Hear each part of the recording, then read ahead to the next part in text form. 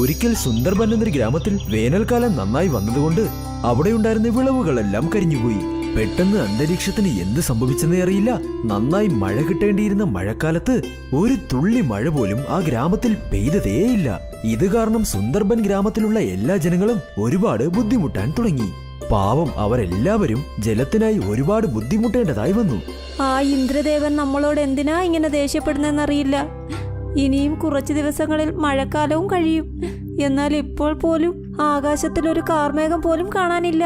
എനിക്കും എന്ത് തോന്നുന്നാൽ നമ്മുടെ ഈ സുന്ദർബനിനെ ആരോ കണ്ണുവെച്ചതാണെന്ന് തോന്നുന്നു.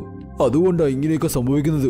ഇതുവരെ നമുക്ക് ഇങ്ങനൊരു അവസ്ഥ വന്നിട്ടേ ഇല്ല.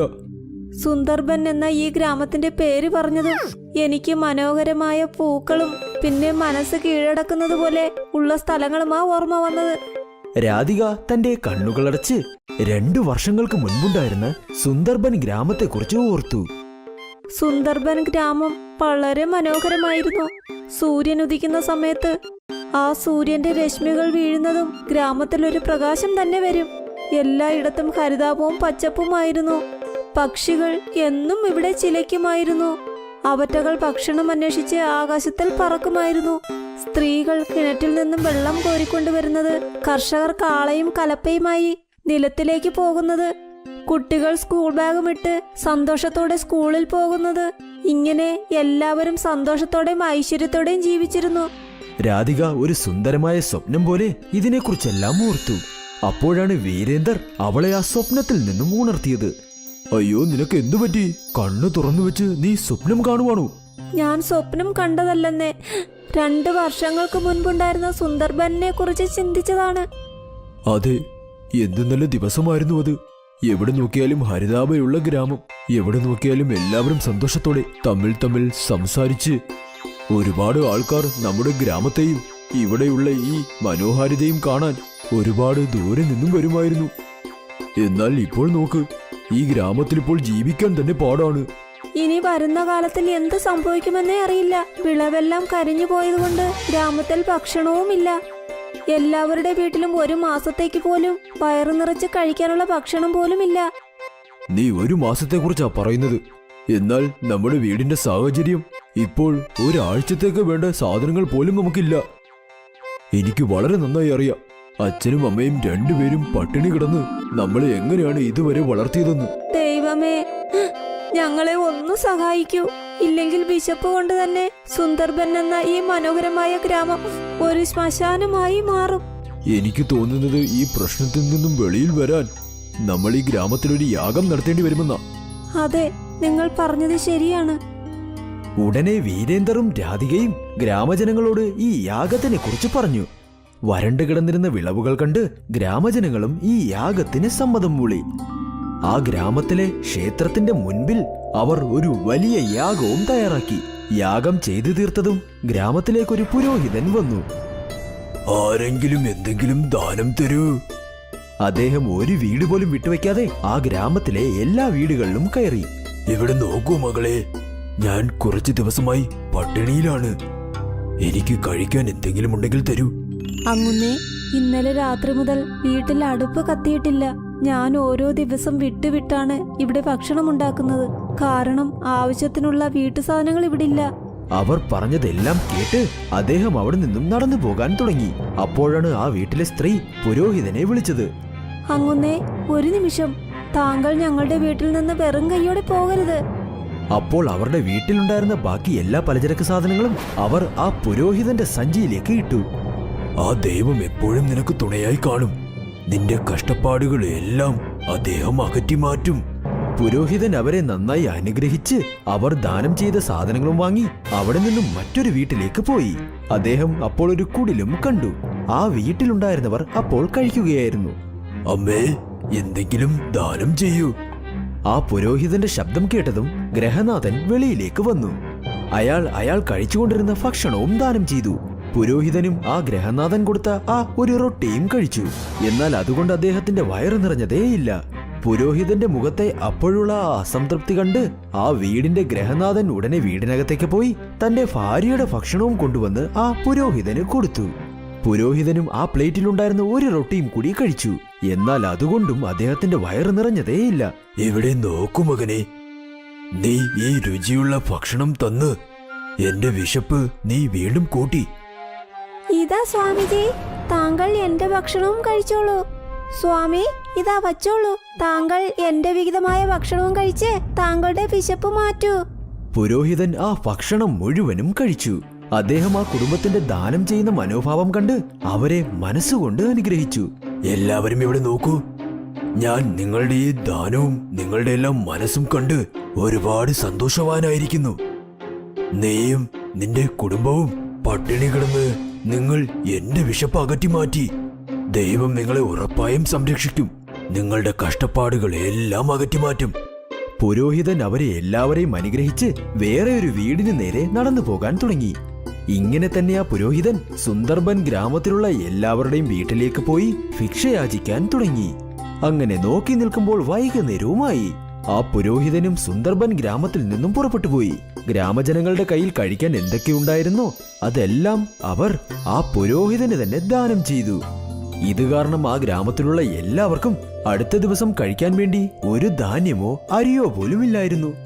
എന്നാൽ അടുത്ത ദിവസം രാവിലെ സൂര്യൻ ഉദിച്ചതും സുന്ദർബൻ ഗ്രാമത്തിലെ അപ്പോഴുള്ള കാഴ്ച കണ്ട് ആ ഗ്രാമത്തിലുള്ള എല്ലാവരും ഒരുപാട് അത്ഭുതപ്പെട്ടുപോയി.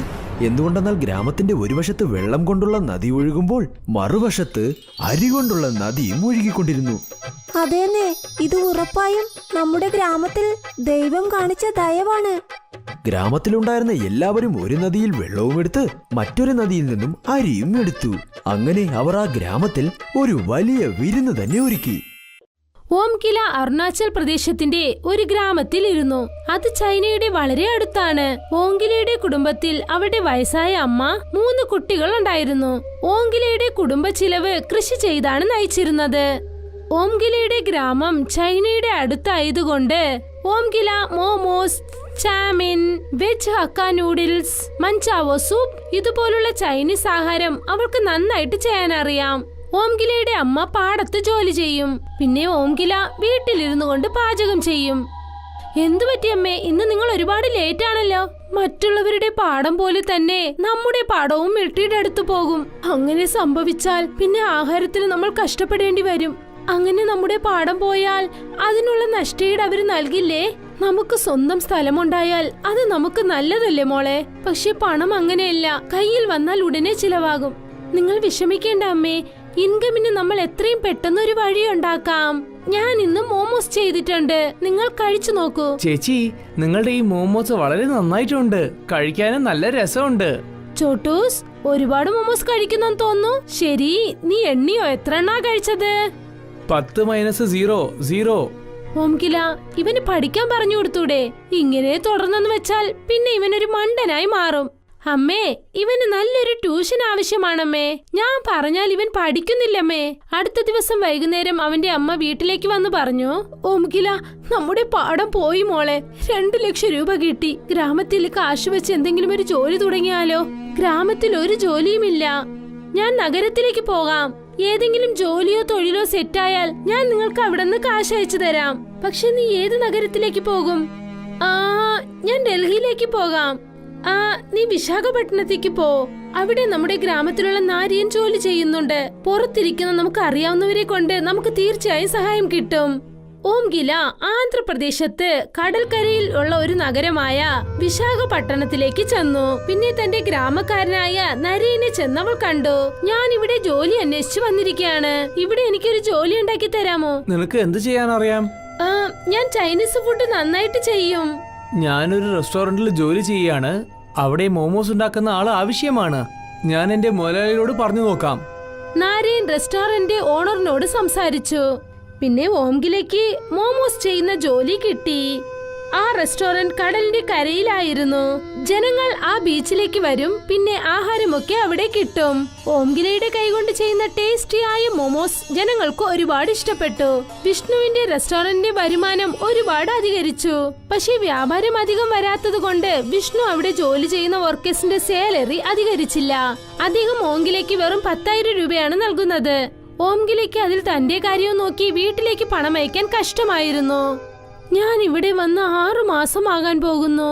ഞാൻ ഒരുപാട് കഷ്ടപ്പെട്ട് വെറും 8,000-ഓ 10,000-മേ അയക്കാൻ പറ്റുന്നുള്ളൂ. പാവം അമ്മ ചെലവിനായി ഒരുപാട് കഷ്ടപ്പെടുന്നുണ്ട്. അടുത്ത ദിവസം ഓംകില റെസ്റ്റോറന്റ് ഓണറിനോട് ചെന്ന് സംസാരിച്ചു. അങ്കിൾ, എന്റെ സാലറി 15,000 രൂപയാക്കി തരുമോ? എന്നെ കൊണ്ട് വീട്ടിലേക്ക് കാശ് അയക്കാൻ പറ്റുന്നില്ല. അതിനെ ഞാൻ എന്ത് ചെയ്യാനാ? നിന്റെ കുടുംബം രക്ഷപ്പെടുത്താൻ വേണ്ടിയാണോ ഞാൻ കട വെച്ചിരിക്കുന്നത്? നിനക്ക് ഞാൻ ജോലി തന്നിട്ടുണ്ടല്ലേ, അത് തന്നെ വലിയ കരുണ തന്നെയാണ്. സാലറി ഒന്നും കൂടാൻ പോകുന്നില്ല. പോയി നിന്റെ ജോലി നോക്ക്. അപ്പോൾ ഓംകിലയുടെ കൈവശം വേറൊരു വഴിയുമില്ലായിരുന്നു. അതുകൊണ്ട് അവൾ റെസ്റ്റോറന്റിൽ വീണ്ടും ജോലി ചെയ്യാൻ തുടങ്ങി. ആ റെസ്റ്റോറന്റിനടുത്തേക്ക് ഇടയ്ക്കിടയ്ക്ക് ഒരു പട്ടി വരും. ഓംകില അതിന് മോത്തി എന്ന് പേര് വെച്ചു. മോത്തി അവിടെ വരുമ്പോഴൊക്കെ ഓംകില അതിന് കഴിക്കാൻ 2 മോമോസ് നൽകും. ഒരു ദിവസം റെസ്റ്റോറന്റ് ഓണർ ഓംകില പട്ടിക്ക് മോമോസ് നൽകുന്നത് കണ്ടു. മോമോസ് വാങ്ങിക്കുന്ന സാധനത്തിന് വേണ്ടിയുള്ള കാശൊക്കെ നിന്റെ അച്ഛന്റെ കാശല്ല. അത് നീ എന്താ നായ്ക്ക് ഇട്ടോണ്ടിരിക്കുകയാണോ? ഈ 2 മോമോസ് പട്ടി കഴിക്കുന്നോണ്ട് നിങ്ങൾക്ക് അങ്ങനെ എന്താ കുറഞ്ഞു പോയത്? ഒരു ചെറിയ കാര്യത്തിന് നിങ്ങൾ എന്തിനാ എന്റെ അച്ഛനും അമ്മയൊക്കെ വഴക്ക് പറയുന്നേ? ഈ മോമോസിനുള്ള കാശ് നിന്റെ സാലറിന്ന് കട്ട് ചെയ്തോളാം. ആ മാസം വിഷ്ണു വെറും 8,000 രൂപയാണ് ഓംകിലയ്ക്ക് നൽകിയത്. ആ റെസ്റ്റോറന്റ് മുതലാളിയുടെ കൊടൂരമായ പ്രവൃത്തി കണ്ട് ഓംകില ഒരു തീരുമാനമെടുത്തു. ഓംകില നാരിയനോട് പറഞ്ഞു, ഞാൻ ഇവിടെ നിന്നും എന്റെ ജോലി വിടാൻ പോകുക. ഞാൻ സ്വന്തമായി ഒരു ബിസിനസ് തുടങ്ങാൻ പോകുന്നു. പക്ഷേ അതിനു വേണ്ടി നീ കുറെ സാധനത്തിന് കാശ് ആവശ്യമാണല്ലോ. പിന്നെ നിനക്ക് ഒരു കൗണ്ടർ ആവശ്യമാണ്. അതിൽ വെച്ചുകൊണ്ടാണ് നിനക്ക് മോമോസ് ഉണ്ടാക്കാൻ പറ്റുള്ളൂ. നിനക്ക് ഇൻവെസ്റ്റ് ചെയ്യാൻ എന്തെങ്കിലും കാശുണ്ടോ? എന്റെ കൈവശം അല്പം പണമുണ്ട്. നീ അല്പം പണം താ. ഓംകില കടൽക്കരയുടെ അടുത്തായിട്ട് ഒരു പെട്ടി കടയിൽ മോമോസ് വിൽക്കാൻ തുടങ്ങി. ഇപ്പോൾ വിഷ്ണുവിന്റെ റെസ്റ്റോറന്റിലേക്ക് മോമോസ് കഴിക്കാൻ അധികം ആളുകൾ വരാറില്ല. ബീച്ചിലേക്ക് കറങ്ങാൻ വരുന്ന ഒരുപാട് ആൾക്കാർ ഓംകിലയുടെ കൈവശം നിന്നും മോമോസ് കഴിക്കും. ഓംകില ഇപ്പോൾ മാസം 20,000 രൂപ സമ്പാദിക്കാൻ തുടങ്ങി. വിഷ്ണുവിന്റെ ഓംകിലയുടെ കച്ചവടത്തിൽ ആൾക്കാർ ഒരുപാട് പോകുന്നത് കണ്ട് ദേഷ്യം വന്നു. ഇത്രയും ദിവസമായിട്ട് എന്റെ ഹോട്ടലാണ് ചൈനീസ് ഫുഡ് വിറ്റുകൊണ്ടിരുന്നത്. പക്ഷേ ഈ പെണ്ണ് വന്നിട്ട് എന്റെ മൊത്തം വ്യാപാരം അഴിച്ചല്ലോ. എന്ന് വേണമെങ്കിൽ ഇവള് എന്നെ പോലെ തന്നെ ഒരു റെസ്റ്റോറന്റ് ഓപ്പൺ ചെയ്യാൻ പറ്റും. ഒരു ചെടി വലിയ മരമായിട്ട് വരുന്ന മുമ്പ് അതിനെ നശിപ്പിക്കുന്നതാണ് നല്ലത്. വിഷ്ണു ഒരു ദിവസം ഓംകിലയുടെ അടുത്ത് ചെന്ന് എന്തു പറഞ്ഞെന്നാൽ, ഓംകില, എന്റെ ഈ പുതിയ വർക്കേഴ്സ് ഒക്കെ ഈ മോമോസ് മര്യാദ ചെയ്യുന്നില്ല. ഞാൻ എന്താ വിചാരിക്കുന്ന വെച്ചാൽ നീ വീണ്ടും എന്റെ റെസ്റ്റോറന്റിലേക്ക് വന്നൂടെ? ഞാൻ നിനക്ക് സാലറി 2,000 രൂപ ഞാൻ കൂട്ടി തന്നേക്കാം. വേണ്ട അങ്കിൾ, ഞാനിപ്പോ 20,000 രൂപ സമ്പാദിക്കുന്നു. നിങ്ങളുടെ റെസ്റ്റോറന്റിൽ ജോലി ചെയ്യേണ്ട ആവശ്യം എനിക്കിപ്പോൾ ഇല്ല. അങ്ങനെ വെച്ചാൽ നിന്റെ ഈ കട വന്നിട്ട് എന്റെ റെസ്റ്റോറന്റ് ദൂരമായിട്ട് കൊണ്ടുപോയേക്കേ. എന്തിനു ചെയ്യണം? ഈ ബീച്ചിന്റെ സ്ഥലമൊക്കെ നിന്റെ അച്ഛന്റെ സ്വന്തമാണോ? ഓംകില അങ്ങനെ പറയുന്നത് കേട്ടതും വിഷ്ണുവിന് ആകെ ദേഷ്യം വന്നു. അദ്ദേഹം പല്ല് കടിച്ചു. നിങ്ങൾ മോമോസ് അല്ലാതെ മറ്റെന്തൊക്കെയോ സെയിൽസ് ചെയ്യുന്നു. അതിൽ നിങ്ങൾ ഫോക്കസ് ചെയ്യൂ. ഒരുപക്ഷെ നിങ്ങൾക്ക് അഡ്ജസ്റ്റ് ചെയ്യാൻ പറ്റുന്നില്ലെങ്കിൽ നിങ്ങൾ നിങ്ങളുടെ റെസ്റ്റോറന്റ് മറ്റെവിടെങ്കിലും മാറ്റി വെക്കൂ. ഇപ്പോഴാണ് കുറച്ച് ദിവസം മുമ്പ് ഈ പെണ്ണ് സാലറി കൂട്ടി വേണമെന്ന് പറഞ്ഞു. പക്ഷെ ഇവൾ ഇപ്പോൾ ഇങ്ങനെ സംസാരിക്കുന്നുണ്ടോ? ഇവളുടെ അഹങ്കാരം ഞാൻ അടക്കിയിട്ടില്ലെങ്കിലേ എന്റെ പേര് വിഷ്ണു ചന്ദ്ര ദേശായി അല്ല. അന്ന് രാത്രി ഓംകില തന്റെ റൂമിലേക്ക് പോയപ്പോൾ 2 ആളുകൾ അവളെ പിടിച്ചു. നീ നിന്റെ കട വിഷ്ണു അണ്ണന്റെ കടയിൽ നിന്ന് ദൂരം മാറ്റി വെച്ചിട്ടില്ലെങ്കിലേ അത് നിനക്കും പിന്നെ നിന്റെ കുടുംബത്തിന് അത് നല്ലതല്ല. ഞങ്ങളുടെ ആൾക്കാരെ അരുണാചൽ പ്രദേശ് വരെ ഉണ്ട്. നിങ്ങളുടെ കുടുംബം ഞങ്ങൾ നോക്കിക്കൊണ്ടിരിക്കുകയാണ്. ആ 2 പേരും ഓംകിലയെ പേടിപ്പിച്ചിട്ട് അവിടെ നിന്ന് പോയി.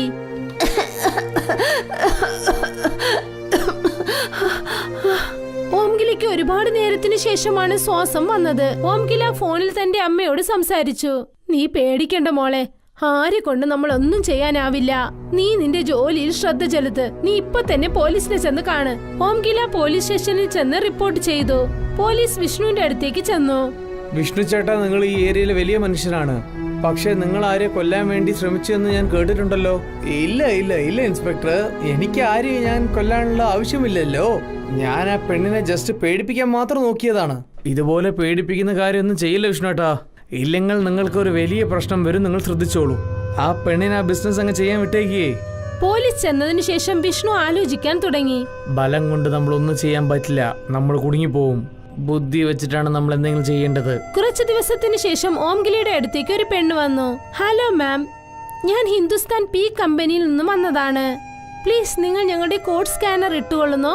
അതിന് കാശ് ആവശ്യം വരുമല്ലോ. ഇത് ഫ്രീ ആണ്.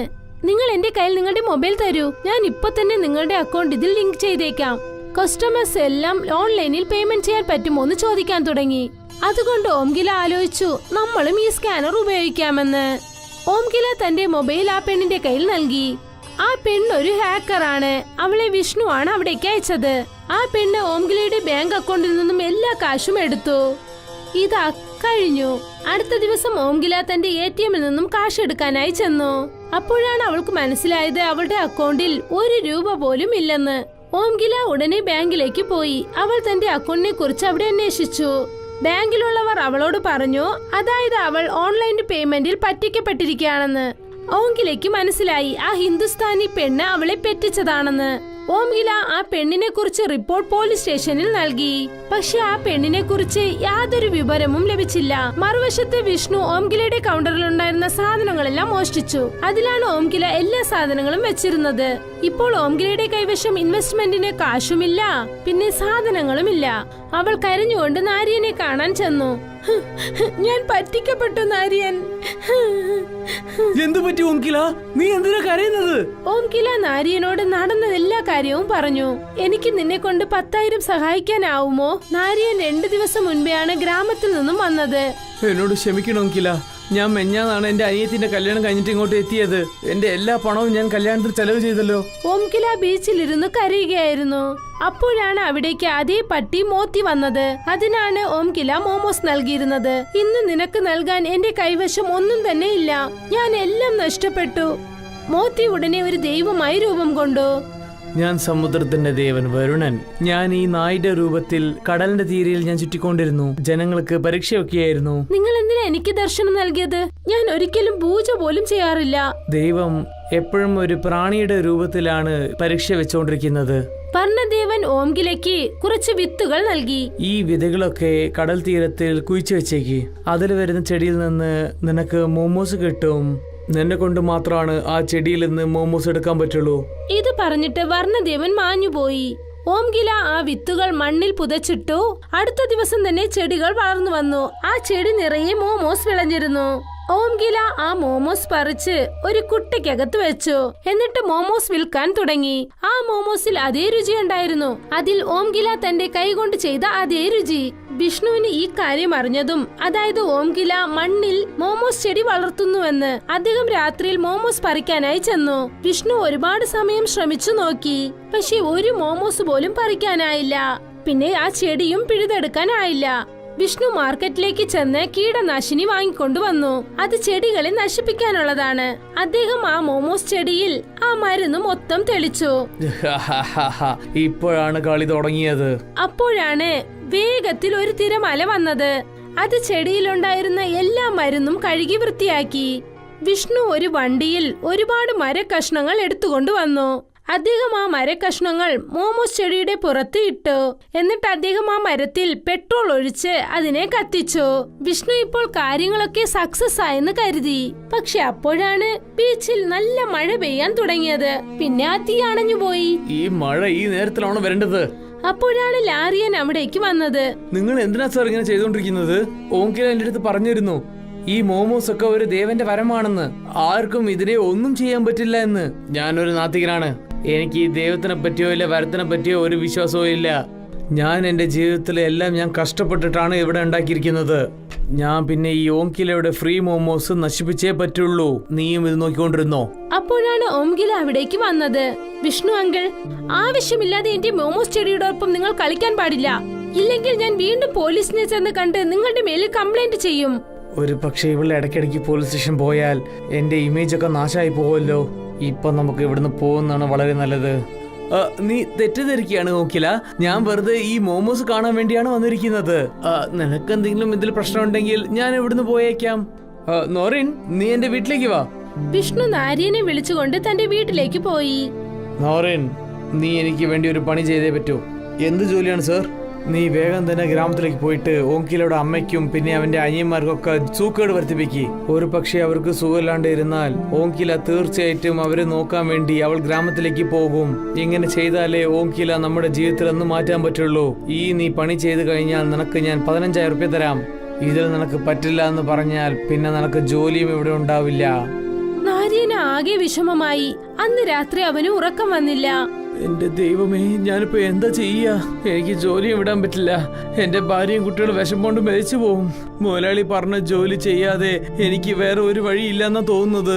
എന്ത് സംഭവിക്കുന്നു അത് നമുക്ക് വന്നു നോക്കാം. പക്ഷെ ഈ പാവമൊന്നും ഞാൻ എനിക്ക് വേണ്ടിയല്ലല്ലോ ചെയ്യുന്നത്. ഞാനതിൽ പെട്ടുപോയിട്ടാണ് ചെയ്യുന്നത്. ദൈവമേ, എന്നോട് ക്ഷമിക്കൂ. അവൻ ഗ്രാമത്തിലേക്ക് പോയി. എന്നിട്ട് ഓംകിലയുടെ വീട്ടിലേക്ക് സ്വീറ്റ് കൊണ്ടുപോയി. ഓംകിലയുടെ അമ്മ നാരിയന്റെ കുഞ്ഞമ്മയാണ്. ചേച്ചി, ഞാൻ ഒരു പുതിയ മോട്ടോർ സൈക്കിൾ വാങ്ങിയിട്ടുണ്ട്. അതുകൊണ്ടാണ് സ്വീറ്റ് കൊണ്ടുവന്നിരിക്കുന്നത്. ഓംകിലയുടെ അമ്മയ്ക്ക് നാരിയനെ ഒരുപാട് വിശ്വാസമാണ്. വളരെ നല്ല കാര്യം മോനെ. അത് ശരി, വീട്ടിൽ എല്ലാവർക്കും സുഖം തന്നെയല്ലേ മോനെ? ഓംകില എങ്ങനെയാ? വീട്ടിലെല്ലാവരും വളരെ നന്നായിട്ടുണ്ട്. പിന്നെ ഓംകിലന്റെ വ്യാപാരം നന്നായിട്ട് പോകുന്നുണ്ട്. നിങ്ങളുടെ മകൾ വളരെ അധ്വാനശാലിയാണ്. ഇതുപോലുള്ള പെണ്ണ് വളരെ നല്ലവർക്ക് മാത്രമേ കിട്ടുള്ളൂ. കുറച്ചു സമയം സംസാരിച്ചിട്ട് നാരിയൻ അവിടെ നിന്നും പോയി. ഓംകിലയുടെ അമ്മ പിന്നെ അവളുടെ സഹോദരങ്ങൾ എല്ലാവരും സ്വീറ്റ് കഴിച്ചു. അവർ 4 പേർക്കും അസുഖം പിടിച്ചു. അവരെല്ലാവരുടെയും ആരോഗ്യസ്ഥിതി വളരെ മോശമായി. ഓംകില തന്റെ കുടുംബത്തെ നോക്കാൻ വേണ്ടി തിരിച്ചു വീട്ടിലേക്ക് വരേണ്ടി വന്നു. ഇപ്പൊ എനിക്ക് ഒരു പേടിയും ഇല്ല. ഈ ചെടി എനിക്കൊന്നും ചെയ്യാൻ പറ്റുന്നില്ല.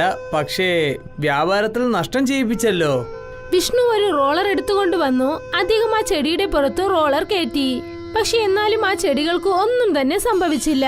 റോളർ കയറി ഇറങ്ങിയതും തന്നെ ചെടികൾ വീണ്ടും പഴയതുപോലെ നിന്നു. ഇതൊക്കെ കണ്ട് വിഷ്ണുവിന് ഒരുപാട് ദേഷ്യം വന്നു. അദ്ദേഹം നോക്കിയപ്പോൾ മുൻപിൽ മോത്തി പട്ടി നിൽക്കുന്നു. വിഷ്ണു തന്റെ ദേഷ്യം പട്ടിയോട് കാണിക്കാൻ തീരുമാനിച്ചു. ഇന്ന് ഞാൻ ഈ നായിനെ വെറുതെ വിടാൻ പോകുന്നില്ല. വിഷ്ണു റോളർ പട്ടിയുടെ പുറത്ത് കയറ്റാൻ ശ്രമിച്ചു. അപ്പോഴാണ് പട്ടി ദൈവമായി മാറിയത്. പിന്നെ ദൈവം തന്റെ ശക്തി കൊണ്ട് വിഷ്ണുവിനെ റോളറോടെ തൂക്കി സമുദ്രത്തിലേക്ക് എറിഞ്ഞു. രക്ഷിക്കൂ, രക്ഷിക്കൂ, എന്നെ ആരും രക്ഷിക്കൂ, എനിക്ക് നീച്ചലറിയില്ല. വർണ്ണദേവൻ അദ്ദേഹത്തിന് അടുത്തു ചെന്ന് പറഞ്ഞു, ഞാൻ നിന്നെ രക്ഷിക്കാം. പക്ഷേ നീ എനിക്കൊരു വാക്ക് തരണം. ഓംകിലയുടെ ജോലിയിൽ നീ ഇനി ശല്യം ചെയ്യാൻ പാടില്ല. ഞാൻ വാക്ക് തരാം. ഓംകിലയുടെ വ്യാപാരത്തിൽ ഇനി ഞാൻ ഒരു ശല്യം ചെയ്യില്ല. അവളുടെ പണവും ഞാൻ തിരിച്ചു കൊടുത്തേക്കാം. അവളുടെ കൗണ്ടറും ഞാൻ കൊടുത്തേക്കാം. അപ്പോഴാണ് ദൈവം വിഷ്ണുവിനെ പൊക്കിയെടുത്ത് കരയിലേക്ക് എറിഞ്ഞത്. എന്നിട്ട് അവിടെ നിന്ന് അദ്ദേഹം മാഞ്ഞുപോയി. അദ്ദേഹം ഓംകിലയുടെ വീട്ടിലേക്ക് വന്നു. പിന്നെ ഓംകിലയുടെ കുടുംബത്തെ സംരക്ഷിച്ചു. ഓംകില നഗരത്തിലേക്ക് തിരിച്ചു വന്നു. തന്റെ വ്യാപാരം പഴയതുപോലെ അവൾ നടത്തി. ഒരു ഗ്രാമത്തിൽ സൂക്ക എന്നും ലെംബു എന്നും പേരുള്ള 2 സഹോദരങ്ങൾ ഉണ്ടായിരുന്നു. പക്ഷെ അവർ രണ്ടുപേരും എന്നും വഴക്കായിരുന്നു. രണ്ടുപേരുടെയും മനസ്സിൽ എപ്പോഴും ഈഗോ മാത്രമായിരുന്നു. അതുകൊണ്ട് എല്ലാ ദിവസവും ഇവർ രണ്ടുപേരും തമ്മിൽ വഴക്കായിരുന്നു. അമ്മ അവരെ സമാധാനിപ്പിക്കാൻ ശ്രമിക്കുമായിരുന്നു. പക്ഷെ അവർ രണ്ടുപേരും അമ്മയുടെ വാക്കുകൾ കേൾക്കില്ലായിരുന്നു. ഈ സന്ദർഭം ചതുർ നന്നായിട്ട് ഉപയോഗിച്ചു. എല്ലാ ദിവസവും രണ്ടുപേരും അവരവരുടെ ജോലികൾ മാറ്റിക്കൊണ്ടേയിരുന്നു. ഒരു ദിവസം സൂക്ക ബിരിയാണി കട ഇട്ടിട്ടുണ്ടായിരുന്നു. അതേസമയം ലെംബു പേരക്കകൾ വിൽക്കുന്നുണ്ടായിരുന്നു. ദേവിടെ നോക്ക് ലംബോ, എന്റെ കൂടെ നീ മത്സരിക്കാൻ പേരക്ക കട ഉണ്ടാക്കി. അതുകൊണ്ട് ഞാൻ ചിക്കൻ ബിരിയാണി കടയും വിട്ടു. ഇതാ കണ്ടില്ലേ, ഇതിനു മേലെ നീ എന്നെ ഒരു ശല്യം ചെയ്യാൻ പാടില്ല. നീ അങ്ങനെ ചെയ്താലേ നിന്റെ സമയം മോശമായിരിക്കും. ദേവിടെ നോക്ക്, ഇത് നീ എന്നോട് സ്നേഹത്തോടെ പറഞ്ഞിട്ടുണ്ടെങ്കിൽ ഞാൻ കുറച്ചെങ്കിലും കേട്ടിട്ടുണ്ടാവും. പക്ഷെ നീ എന്താ ചെയ്യുന്നത്? നീ എന്നെ പേടിപ്പിക്കാണ്. എന്നാ നോക്കിക്കോ മോനെ, നാളെ തൊട്ട് ഞാനും ബിരിയാണി കട വെക്കാൻ പോവുകയാണ്. പക്ഷെ ഈ പ്രാവശ്യം നിന്റെ കച്ചവടം ഞാൻ പൊളിക്കും. ശരി, നമുക്ക് കാണാലോ രണ്ടുപേരിൽ ആരാ ജയിക്കുന്നത്.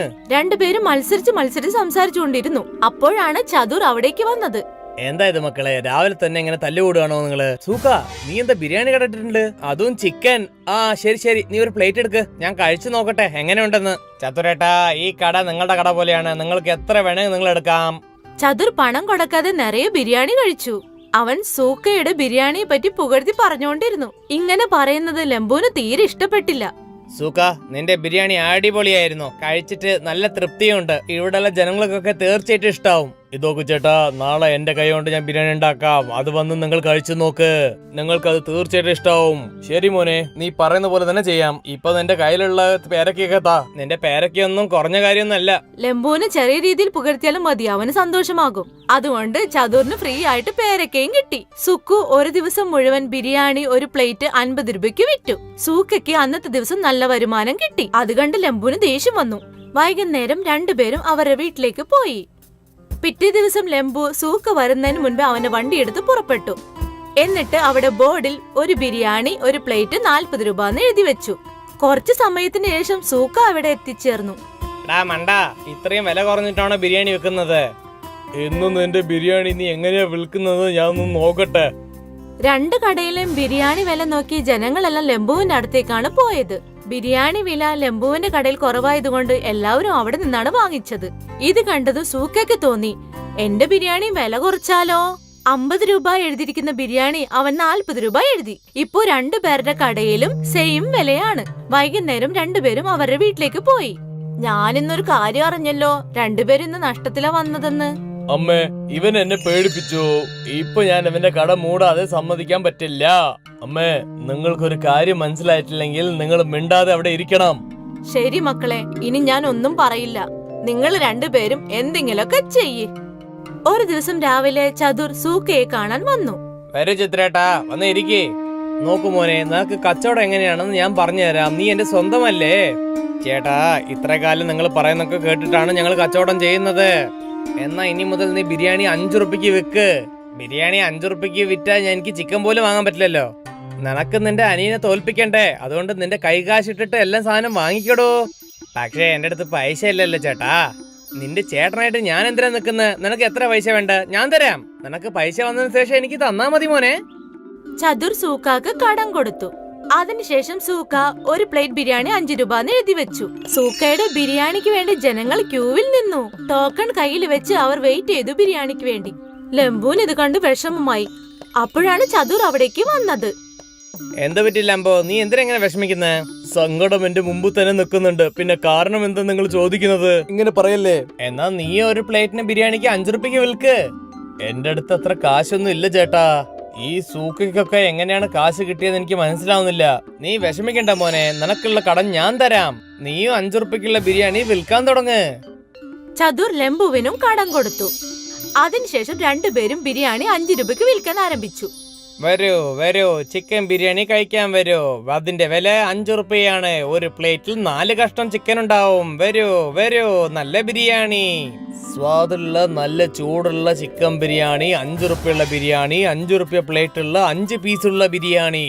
അവർ രണ്ടുപേരും തമ്മിലുള്ള മത്സരം ജനങ്ങൾക്ക് ഭയങ്കര സഹായമായി. 5 രൂപയുടെ ബിരിയാണി എല്ലാരും വാങ്ങിക്കഴിച്ചു.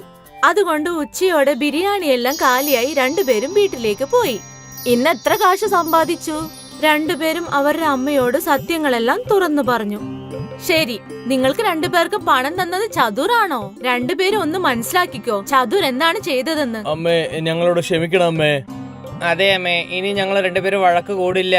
ഞങ്ങൾ രണ്ടുപേരും എത്ര വഴക്കുണ്ടാക്കുന്നോ അത് മറ്റുള്ളവർ നന്നായിട്ട് ഉപയോഗിക്കുന്നുണ്ട് അമ്മേ. അതെ അമ്മേ, ഇന്ന് ഞങ്ങൾക്ക് അത് നന്നായിട്ട് മനസ്സിലായി. ഇനി മുതൽ ഞങ്ങൾ നന്നായിട്ട് ഉണ്ടായിക്കോളാം. ആ ചത്തുറിന് ഞങ്ങൾ ഒരു പണി കൊടുത്തിട്ടേ പറ്റൂ. അതിനുശേഷം രണ്ടുപേരും ഒരു കടയിൽ ബിരിയാണി ഉണ്ടാക്കി. എന്നിട്ട് കടയ്ക്ക് പേരിട്ടു ലെംബു സൂക്ക ചിക്കൻ ബിരിയാണി. പിറ്റേ ദിവസം രാവിലെ അവർ രണ്ടുപേരും അവിടെ എത്തി. ചതുർ അവിടെ എത്തി അവരെ കണ്ടതും അത്ഭുതപ്പെട്ടു. അവരും രണ്ടുപേരും തമ്മിലുള്ള ഒത്തൊരുമ കണ്ടിട്ട് ഇനി ഇവിടെ നിന്നിട്ട് ശരിയാവില്ല, ഓടിപ്പോകാമെന്ന് കരുതി. സുഹൃത്തുക്കളെ, ഇതിൽ നിന്ന് നമുക്ക് കിട്ടുന്ന പാഠം, നമ്മൾ എപ്പോഴും ഐക്യത്തോടെ ഇരിക്കണം. അങ്ങനെ ഒത്തൊരുമിച്ചിരുന്നില്ലെങ്കിൽ മറ്റുള്ളവർ അവരുടേതായ രീതിയിൽ അതെല്ലാം പ്രയോജനപ്പെടുത്തും. അതുപോലെ മുഖസ്തുതി പറയുന്നവന് വിശ്വസിക്കരുത്. അങ്ങനെ ചെയ്താൽ ജീവിതം നാശമാകും.